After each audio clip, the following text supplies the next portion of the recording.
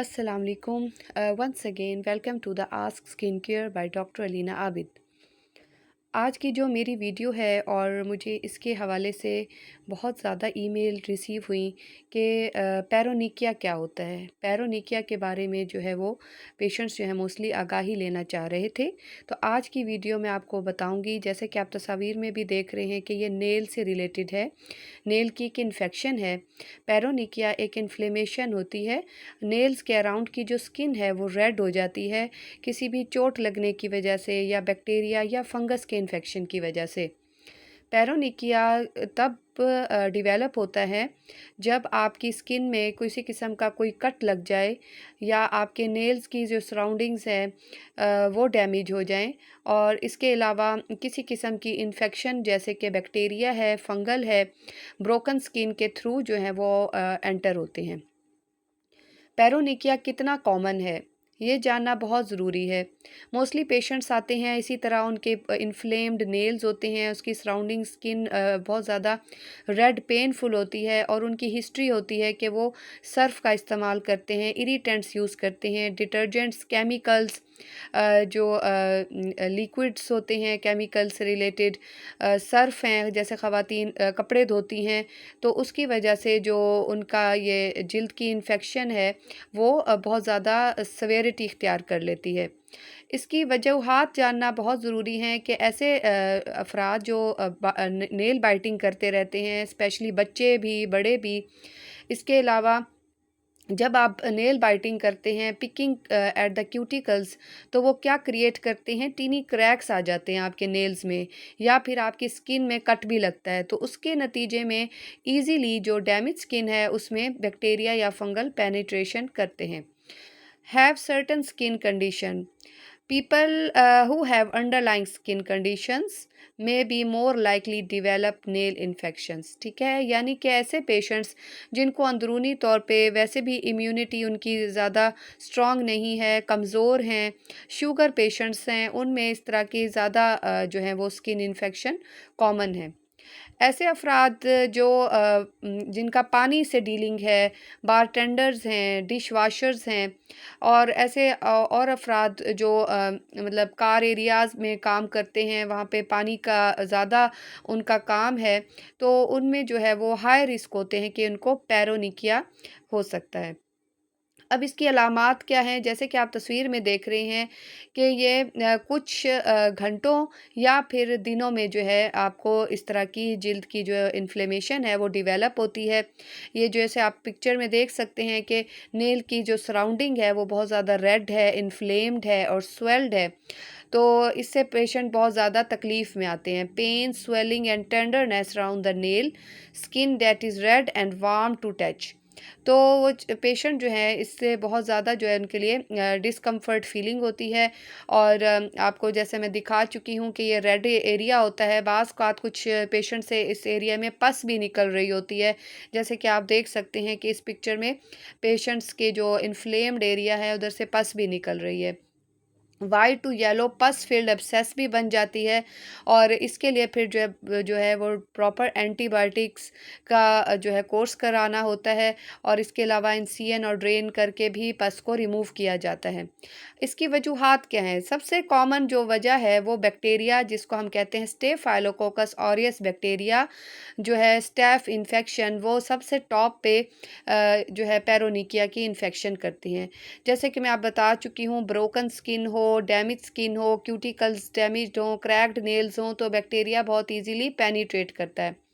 इसके अलावा ingrown nails और irritation from water or chemicals, ठीक है, इनकी वजह, ये इसकी वजूहात हैं।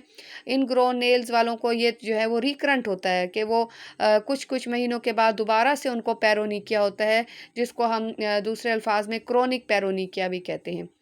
Trauma to the nail bed or cuticle area, trauma can result from accident, nail biting, या फिर ऐसी ख़वातीन जो बहुत ज़्यादा फ्रीक्वेंट मैनिक्योर्स पेडिक्योर्स करवाती हैं, और मैनिक्योर पेडिक्योर में जो कुछ केमिकल्स या प्रोडक्ट्स यूज़ होती हैं वो आपके लिए सूटेबल नहीं होती, सेंसिटिव स्किन वालों के लिए स्पेशली, या जो टूल्स यूज़ होते हैं उनकी वजह से कुछ ट्रॉमा या डैमेज हो जाए तो बैक्टीरिया पेनिट्रेट करता है। इसके अलावा कुछ मेडिसिन्स भी इसकी वजूहात बनती हैं, जैसे कि रेटिनाइड्स हैं, एंटी कैंसर मेडिकेशन है, HIV मेडिकेशन, और कुछ जो पेशेंट्स विदाउट एनी प्रेस्क्रिप्शन जो है वो बहुत ज़्यादा एंटीबायोटिक्स ले रहे हों, तो उनकी इम्यूनिटी कम होने की वजह से हो सकता है। What are the types of paronychia, ये जानना ज़रूरी है कि पैरोनिकिया की क्या टाइप्स हैं। एक पेशेंट आते हैं एक्यूट फॉर्म में, एक आते हैं क्रोनिक। एक्यूट जब आपको 6 वीक से कम का टाइम हो इस तरह की इन्फेक्शन का, तो हम उसको लेबल करते हैं कि ये एक्यूट पैरोनिकिया है। लेकिन अगर आपको 6 वीक से ज़्यादा टाइम हो गया है, आप ट्रीटमेंट ले रहे हैं लेकिन टेम्परेरी रिलीफ आ रहा है और रिकरेंट हो रहा है हर 2-2 महीने बाद, तो उसको क्रोनिक कहते हैं। सिम्टम जो है इसके कुछ घंटे या कुछ दिनों बाद ज़ाहिर होते हैं। इन्फेक्शन जो है वो नेल फोल्ड में होती है और वो ज़्यादा डीप नहीं जाती। Symptoms go away with treatment and last less than 6 weeks. ठीक है, जब हम ट्रीटमेंट देते हैं तो 6 हफ्तों से कम के ही टाइम में जो है वो इन्फ्लेमेशन सेटल डाउन हो जाती है usually. Several fingers or toes can be infected. ठीक है, एक ही वक्त में जो है बहुत सारी उंगलियां जो हैं वो इन्फेक्टेड होती हैं, और जो नेल फंगस है वो भी बहुत ज़्यादा कॉमन है। और समटाइम्स ये होता है कि फंगल और बैक्टीरियल इन्फेक्शन दोनों ही एक साथ जो है वो नेल में पेनिट्रेट कर जाती हैं। अब इसकी मेन बात क्या, इसकी डायग्नोसिस और टेस्ट क्या होते हैं। पहले तो इसको फिज़िकल एग्जामिनेशन करके ही पता लग जाता है। ठीक है, सेकंड, अगर इसमें से पीप या पस आती है तो उसके लिए हम कल्चर एंड सेंसिटिविटी कराते हैं। और अगर हमें शुबा हो कि ये कोई बोन इन्वॉल्वमेंट तो नहीं हो रही, तो हम फिर इसके लिए एक्सरे करवाते हैं। वैसे तो बहुत रेयर होता है कि इसमें बोन इन्वॉल्वमेंट हो, लेकिन ये इसके जो बेसिक टेस्ट हैं वो करा लिए जाते हैं। वरना ये जो है क्लिनिकल एग्जामिनेशन है, क्लिनिकली ही इसको देख के डायग्नोस किया जाता है और ट्रीटमेंट दी जाती है। नेक्स्ट बहुत इंपॉर्टेंट बात जो पेशेंट बार बार पूछते हैं कि अगर ऐसी कंडीशन घर में हो जाए तो इसकी मैनेजमेंट क्या है और इसका इलाज हम कैसे कर सकते हैं।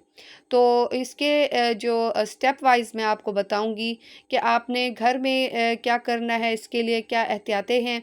और इसके अलावा जो फर्स्ट ये होता है कि अगर आपको इस तरह की इन्फेक्शन हो ही गई है, इन्फ्लेमेशन है, तो ये जो इन्फेक्टेड आपके एरिया है उसको वार्म वाटर में आपने डिप करना है 15 मिनट्स के लिए। ठीक है, बेशक आप दिन में 3 बार ये कर लें, और इससे ये होगा कि जब आप वार्म वाटर में अपने पाँव या जो अफेक्टेड हाथ हैं और डिबोएंगे, तो उससे ये होगा कि इसकी इन्फ्लेमेशन सेटल होगी। ठीक है, और कुछ कंडीशंस में साथ साथ फिर हमें एंटीबायोटिक्स भी ओरल देनी होती हैं। और एंटीबायोटिक का जो यूज़ है वो आपने कभी भी ख़ुद से नहीं करना। इससे ये होता है कि जब आप प्रॉपर डॉक्टर की प्रेस्क्रिप्शन के बगैर एंटीबायोटिक्स करते हैं तो एक तो आप रेजिस्टेंट हो जाते हैं, फिर नेक्स्ट जो भी एंटीबायोटिक्स कोर्स कराया जाए तो बाज़ का वो बहुत ज़्यादा इस तरह से इफ़ेक्टिव नहीं होता। तो आपने मेक श्योर करना है कि जब भी ऐसा हो तो एंटीबायोटिक का एक तो कोर्स जितने ड्यूरेशन का डॉक्टर ने आपको बताया है वो फॉलो करें, और इसके अलावा जो है आपने इसको बीच में स्टॉप नहीं करना, वरना जो है बैक्टीरिया की रेजिस्टेंट इसमें कॉमन है।